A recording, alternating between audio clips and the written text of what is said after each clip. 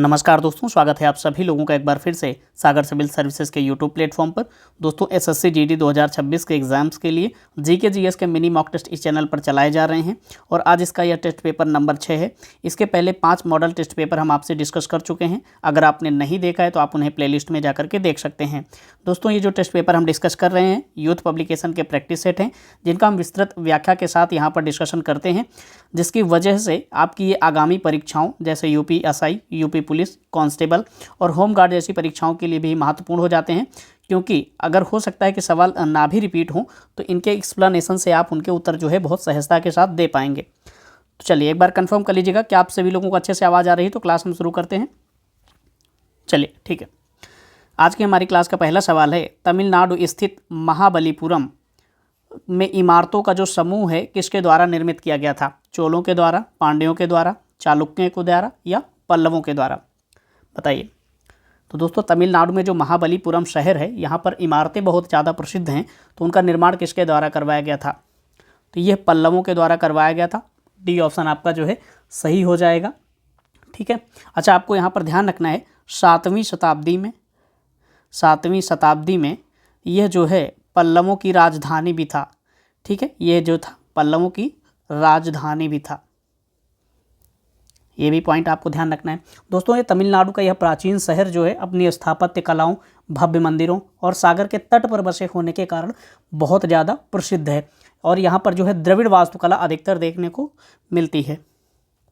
हमारा अगला सवाल, उस महान व्यक्ति का नाम बताएं जिसने भारत में बीज गणित के क्षेत्र में महत्वपूर्ण योगदान दिया है? चरक, ब्रह्मगुप्त, वराहमिहिर, आर्यभट्ट। इनमें से कौन है जिन्होंने बीज गणित के क्षेत्र में महत्वपूर्ण योगदान दिया है? तो दोस्तों उनका नाम क्या है? आर्यभट्ट है। डी ऑप्शन आपका जो है सही हो जाएगा। ये प्राचीन भारत के महान ज्योतिषविद भी थे और गणितज्ञ भी थे। इन्होंने बीज गणित के क्षेत्र में महत्वपूर्ण योगदान दिया है। दोस्तों आर्यभट्ट का जन्म कहाँ पर हुआ है? ये पटना के कुसुमपुर में, कुसुमपुर। ठीक है, ये चीज़ आपको ध्यान रखना है। पटना कहाँ पर है? वर्तमान में यह बिहार की राजधानी है। ठीक है। अच्छा, चरक किससे संबंधित हैं? तो ये चिकित्सा से संबंधित हैं। वहीं वराहमिहिर और विष्णुगुप्त किससे संबंधित हैं? तो ये भी जो हैं भारतीय गणितज्ञ थे, माफ़ कीजिएगा। ठीक है। चलिए हमारा अगला सवाल, मध्यकाल में लिखे गए महाकाव्य पद्मावत के लेखक कौन हैं? मुल्ला दाऊद, अबुल फजल इब्न मुबारक, मलिक मोहम्मद जायसी या अमीर खुसरो? बताइए पद्मावत के रचनाकार कौन हैं? तो दोस्तों पद्मावत के रचनाकार कौन है? तो मलिक मोहम्मद जायसी हैं। सी ऑप्शन आपका जो है सही हो जाएगा। अच्छा, कई सारे लोगों को यह कथा जो है काल्पनिक लगती होगी, लेकिन यह कथा काल्पनिक ना होकर के चित्तौड़ के राजा रतन सेन और पद्मावती की कथा का इसमें जो है जिक्र किया गया है। पद्मावत में जब अलाउद्दीन खिलजी ने जो है चित्तौड़ पर आक्रमण किया था और उस समय जो इनकी जो पत्नी थी पद्मावती, इनके जो है जौहर का वर्णन इसमें मुख्य रूप से दिखाया गया है। आपने पद्मावत मूवी हो सकता है कि देखी हो, तो उससे आप चीज़ों को समझ सकते हैं। ठीक है। अच्छा, यहाँ पर जो है मलिक मोहम्मद जायसी की कुछ अन्य रचनाएं भी हैं, उनको भी आपको देख लेना है। एक तो है अखरावट। ठीक है। इसके अलावा एक है आखिरी कलाम।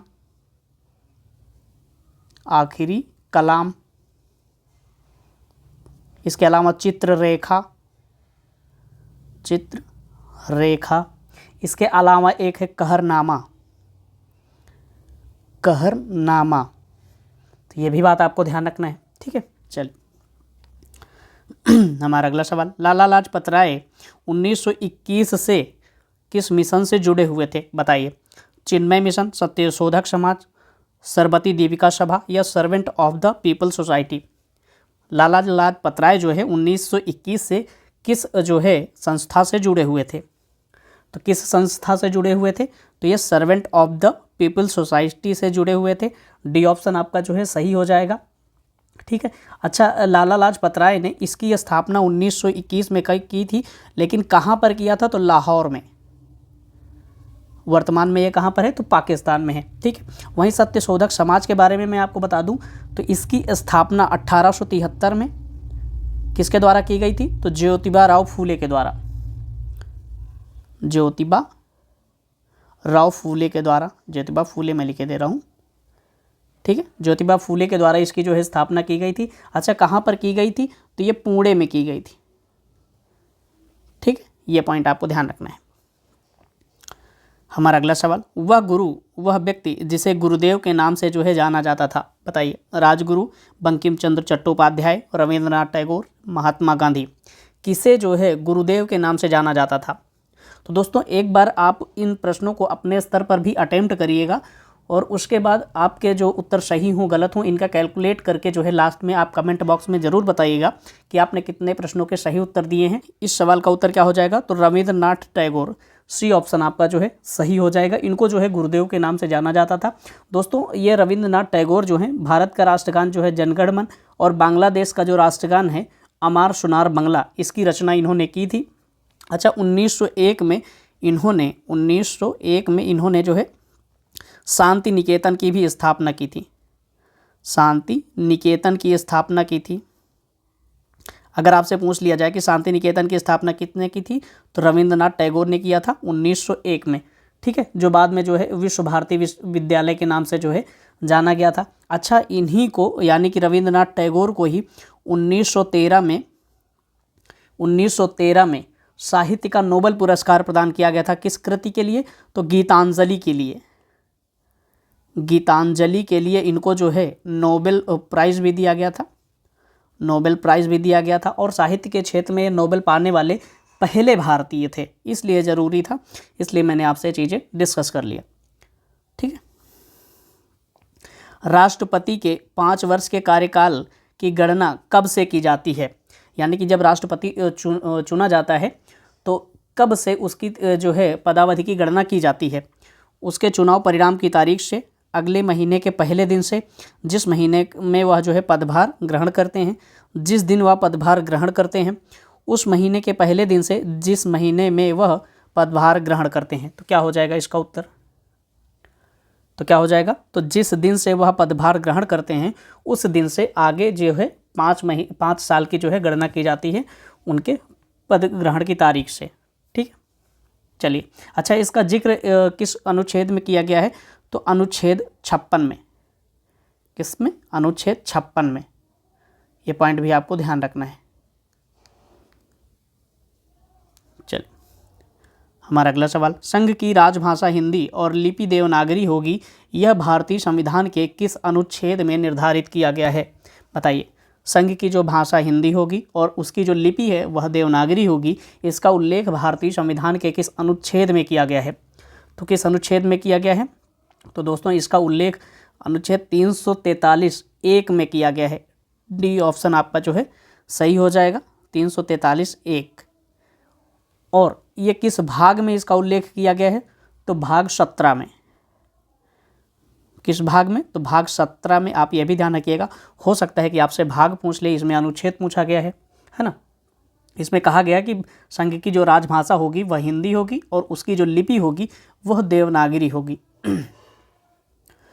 हमारा अगला सवाल, संविधान के इनमें से किस अनुच्छेद में केंद्रीय बजट को वार्षिक वित्तीय विवरण के रूप में संदर्भित किया जाता है? यानी कि भारतीय संविधान के किस अनुच्छेद में केंद्रीय बजट का जिक्र किया जाता है, जिसे संविधान में एक विशेष शब्द वार्षिक वित्तीय विवरण से जो है डिनोट किया गया है? बताइए। अनुच्छेद 102, 113, 112 या 101? तो किस में कहा गया है? तो दोस्तों यह अनुच्छेद 112 में किया गया है। ठीक है, सी ऑप्शन आपका जो है सही हो जाएगा। इसमें बजट का जिक्र किया गया है, लेकिन संविधान में एक विशेष जो शब्दावली है वार्षिक वित्तीय विवरण, इसको लिखा गया है। अच्छा, अनुच्छेद 102 किससे संबंधित है? तो संसद के जो सदस्य होते हैं उनकी निर्भरताओं से संबंधित है। सांसदों की निर्भरताओं से संबंधित है। निर्भरताओं से संबंधित है। ठीक है, ये चीज़ आपको ध्यान रखना है, यानी कि अयोग्यताओं से संबंधित है। चलिए, हमारा अगला सवाल, भारत की केंद्र सरकार द्वारा भारतीय योजना आयोग को कब भंग किया गया था? बताइए। भारत की जो केंद्र सरकार है इसने योजना आयोग को भंग कर दिया है और इसके स्थान पर जो है एक नई संस्था का गठन किया है, उसके बारे में भी आपको जानना है। तो बताइए कब भंग किया गया था पहले? तो ये 2014 में भंग किया गया था। बी ऑप्शन आपका जो है सही हो जाएगा। अच्छा, योजना आयोग की स्थापना कब हुई थी? तो ये भी बात आपको ध्यान रखना है। ये कब हुई थी? तो 15 15 मार्च 1950 को। कब? 15 मार्च 1950 को जो है योजना आयोग की स्थापना हुई थी, जो कि एक संविधानेतर संस्था थी। और क्यों बनाया गया था इसे? तो पंचवर्षीय योजनाएं बनाने के लिए इसको जो है बनाया गया था। लेकिन 2014 में प्रधानमंत्री नरेंद्र मोदी की घोषणा के बाद जो है इसको भंग कर दिया गया था। इसके स्थान पर एक नई संस्था बनाई गई थी, नीति आयोग। नीति आयोग, ठीक है। अच्छा, ये कब बना है? तो ये बनी है 1 जनवरी 2015 को। 1 जनवरी 2015 को जो है इसका गठन किया गया है। बहुत बार ये सवाल पूछे गए हैं वनडे एग्जाम्स में। चलिए हमारा अगला सवाल, निम्नलिखित में से किस भाषा को भारत की अनुसूची भाषा का दर्जा प्राप्त नहीं है? यानी कि भारत की जो 8वीं अनुसूची है उसमें कुछ भाषाओं को जो है उल्लेख किया गया है, और उनमें से कौन सी भाषा है जो इसमें शामिल नहीं है? बताइए।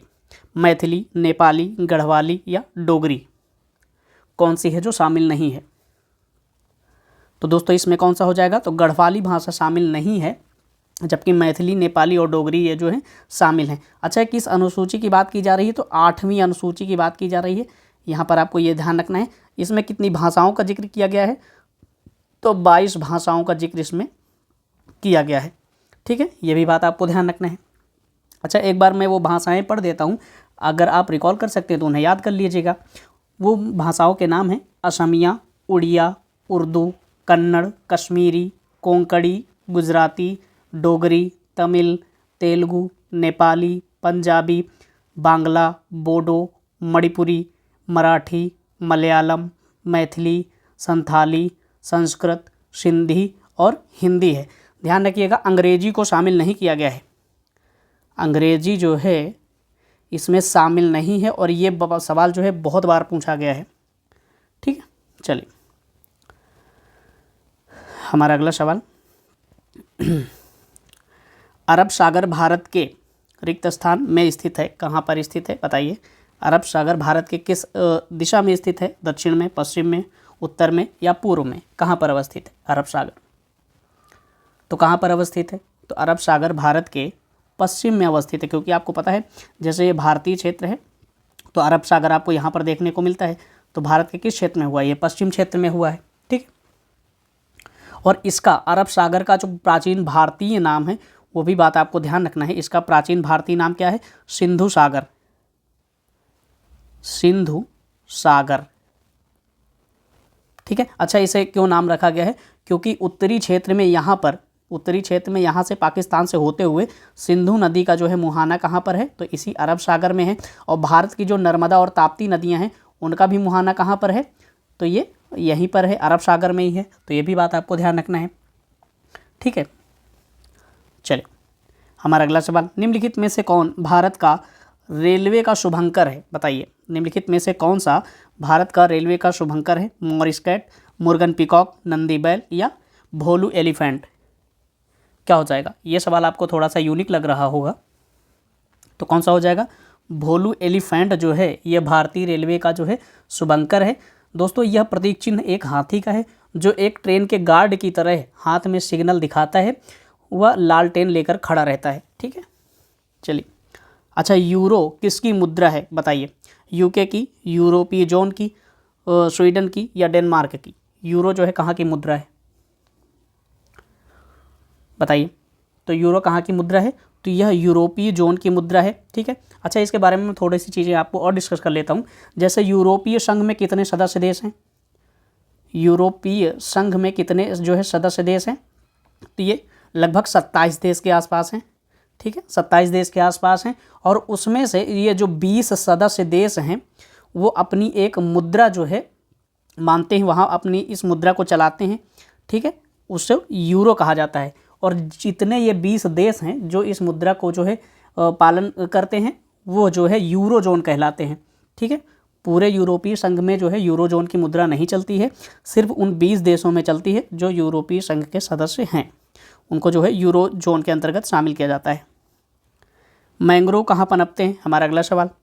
तटीय क्षेत्रों में, मरुस्थलों में, दलदलों में या पहाड़ियों में? तो मैंग्रोव कहाँ पर जो है पनपते हैं? तो ये दलदली क्षेत्रों में जो है ये पनपते हैं, समुद्र तटीय क्षेत्रों में, ठीक है। और यहाँ का जो पानी होता है काफ़ी खारा होता है, और मैंग्रोव जो होते हैं उष्णकटिबंधीय और उपोष्ण दोनों अक्षांशों में जो है ये जन्म लेते हैं। भारत में मैंग्रोव ज़्यादातर जो है कहाँ पर पाए जाते हैं? पश्चिम बंगाल के सुंदरवन डेल्टा के पास जो है मैंग्रोव वनस्पति आपको देखने को मिलेंगे। अंतर्राष्ट्रीय तिथि रेखा किस क्षेत्र से होकर के जाती है बताइए? 0 डिग्री ग्रीनविच से 180 डिग्री ग्रीनविच, 90 डिग्री ग्रीनविच या 270 डिग्री ग्रीनविच? अंतर्राष्ट्रीय तिथि रेखा के बारे में बताइए, किससे होकर के जाती है? तो 180 डिग्री ग्रीनविच से होकर के जाती है। दोस्तों 1884 में कहाँ पर? अमेरिका में, यूएसए में एक जो है सभा का आयोजन किया जाता है, अंतर्राष्ट्रीय मेरिडियन सम्मेलन का आयोजन किया जाता है। यहाँ पर संक्षेप में लिख देता हूँ, अंतर्राष्ट्रीय मेरिडियन सम्मेलन, ठीक है, इसका यहाँ पर आयोजन किया जाता है और जिसमें 15 डिग्री देशांतर पर 1 घंटे का जो है समय निर्धारित किया जाता है, क्योंकि 1 डिग्री कितने मिनट के बराबर होता है? 1 डिग्री जो होता है वो 4 मिनट के बराबर होता है, तो 15 डिग्री कितने मिनट के बराबर हो जाएगा? तो ये 60 मिनट के बराबर हो जाएगा, यानी कि क्या हो जाएगा? 1 घंटा हो जाएगा।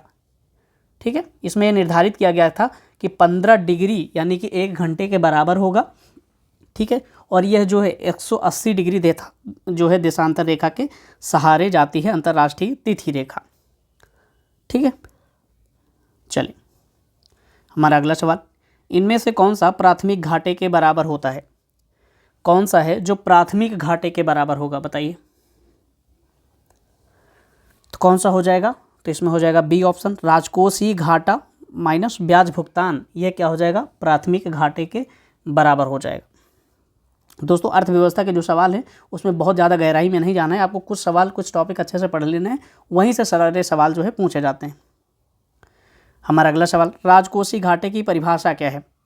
प्रत्याशित मुद्रास्फीति में वृद्धि और मुद्रा की प्रत्याशित मूल्य वृद्धि, प्रत्याशित मुद्रास्फीति में कमी और मुद्रा की प्रत्याशित मूल्य वृद्धि, भारतीय अर्थव्यवस्था के अंदर मुद्रास्फीति में वृद्धि, ऋण को छोड़कर कुल प्राप्तियों की तुलना में कुल व्यय की अधिकता। बताइए क्या होता है राजकोषीय घाटा? आपको ये सवाल बिल्कुल भी ऐसा नहीं समझना है जैसा लिखा हुआ है, आपको मैं सिंपल सा समझाता हूँ।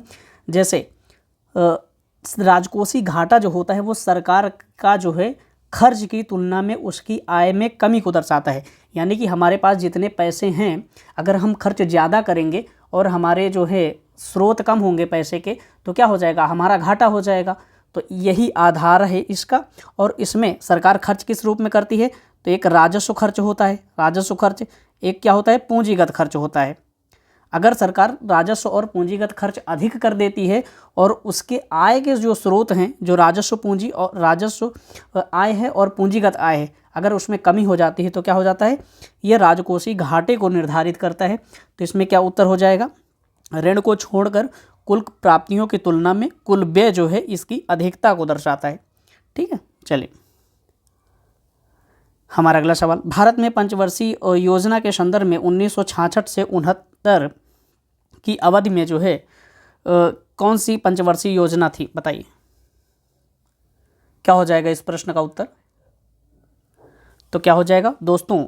1966 से लेकर के 69 तक जो है 3 वार्षिक योजनाओं का जो है संचालन किया गया था। अच्छा, ऐसा क्यों किया गया था? क्योंकि इसी समय भारत और पाकिस्तान का युद्ध हुआ था। पाकिस्तान और भारत का जो है युद्ध हुआ था 1965 में।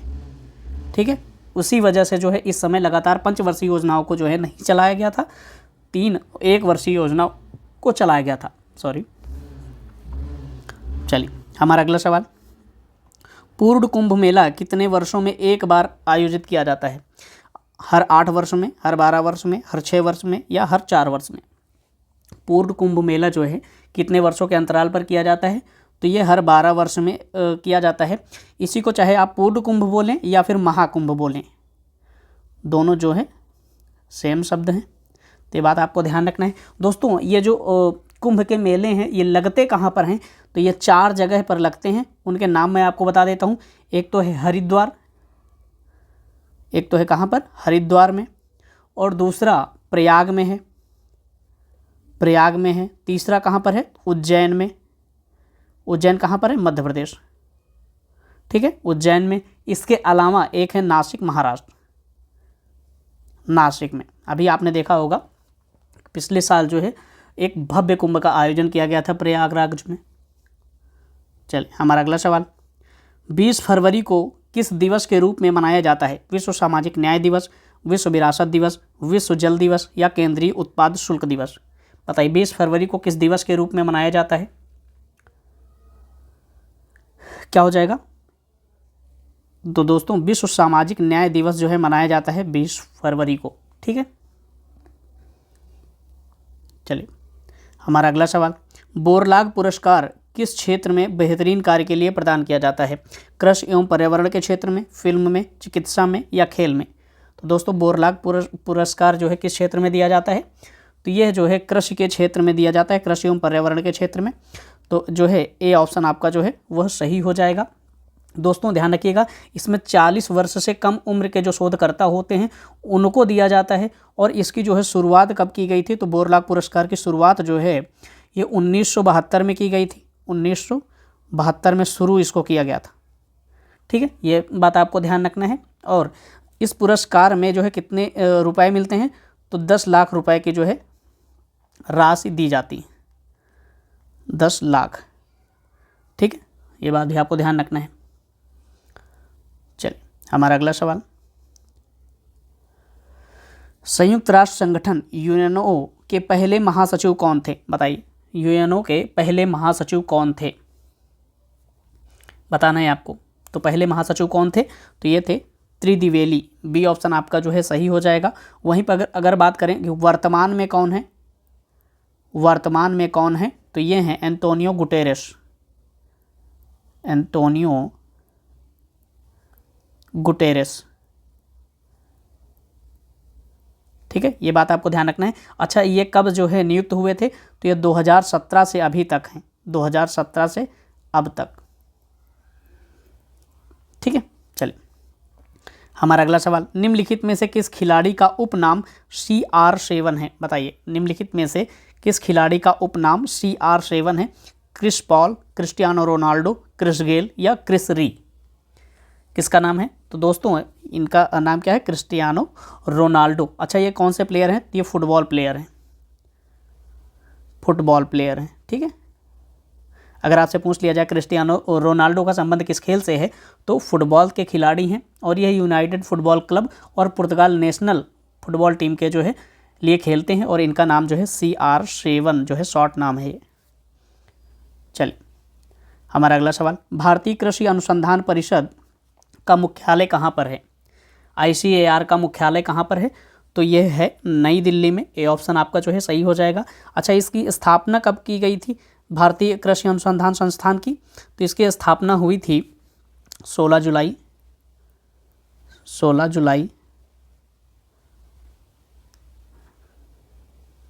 1929 को।